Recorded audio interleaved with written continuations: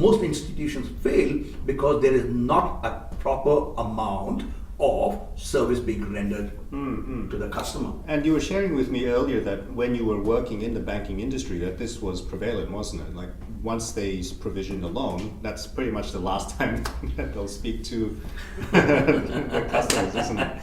Again, you touched on a very, very important nerve, Ben. I personally think that being in the industry for 14 years, what I have noticed is, and I think most people watching this video will understand, that customers, when their loan isn't put in place, that's the contact that they would have. Or when they leave and move to a different bank because number one, that particular solution that was offered to them did not match their goal, then they would go to a different bank. At that time, when the discharge is being submitted to the bank, they would contact them to retain that customer. So the point of contact is when the loan starts, second when the customer leaves. So these are 2 points of contacts that the bank always had, and hence that is not a service at all at the end of the day. Yeah. Well, with the exception of providing the loan in itself, but there's no extra service, isn't it? Yeah, absolutely, absolutely. And looking at, looking at the media that's been out there, banks cull jobs, make jobs redundant to increase their profit, which basically means that the level of staffing to support the number of customers on the books of the banks is not enough. Not enough bankers who are literally offering that service to the customers, which basically means the customers are losing out on a big time in terms of the service for what they are paying for. So it's going to be if the recommendations get legislated as they are verbatim. It's going to affect the mortgage brokers, but it's also going to affect the customers, the people who are looking for the home loans. This is going to have a far-reaching effect in terms of the housing market as well, isn't it? What other industries do you think will be affected by these recommendations if they go unchecked? Look, if this particular recommendation is legislated, I personally think there could be a major repercussion on not only on the customer, because at the end of the day, the customer is going to fork a higher rate of interest with all the fees that the banks will continue to make, and especially the banks which have the branch footprint network. The customers will be forced to go back to the banks, which basically means there'll be less competition, number one. Number two, given less competition, the banks can dictate more to the customer, and which will enable the customer to fork out more money out of their budget. Number one. So that's a bigger part of the repercussion. Number two is, if you look at the impact not only on the mortgage brokers, because the mortgage brokers will not be able to sustain the cost of maintaining an office or maintaining services to the customer, which basically means there'll be less brokers in the market. Number two. Number three, along with the mortgage brokering market, which literally has got a knock-on effect, or works very closely with the real estate. Number one, works with conveyancers, solicitors. You look at the builders, the developers. You look at the pest controllers, the surveyors.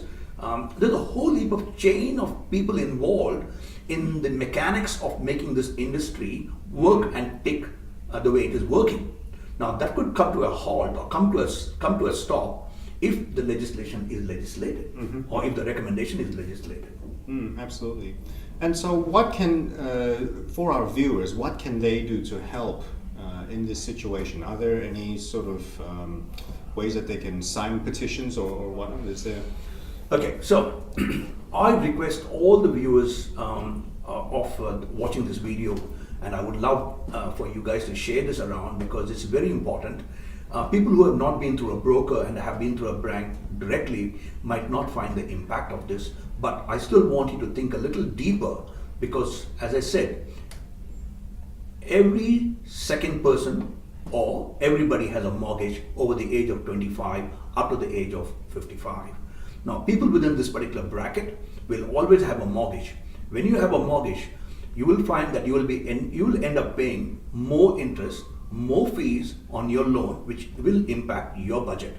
Now, if you're keen to save that money and not ensure the banks have a bigger say in this matter. It is important that you support this particular request about supporting the brokers who literally keep the competition alive, and also hold the banks accountable in terms of keeping the interest rate lower, which basically benefits the customer. Absolutely. So keep supporting the brokers. Keep supporting the brokers. Use them to get your loans. Yes. Look, people I think brokers are out there to help you. So reach out to them. Even if you don't want to do a loan, get some expert advice, because this advice that we're talking about is not because I'm a broker with 1 year experience or 2 year experiences. This is 15 years of experience that you have, that you could take advantage and leverage of in terms of getting your financial goal up to date. And for the time being, it's still free. And for the time being, it's still free. Absolutely. So you can get access to all of that. Yes.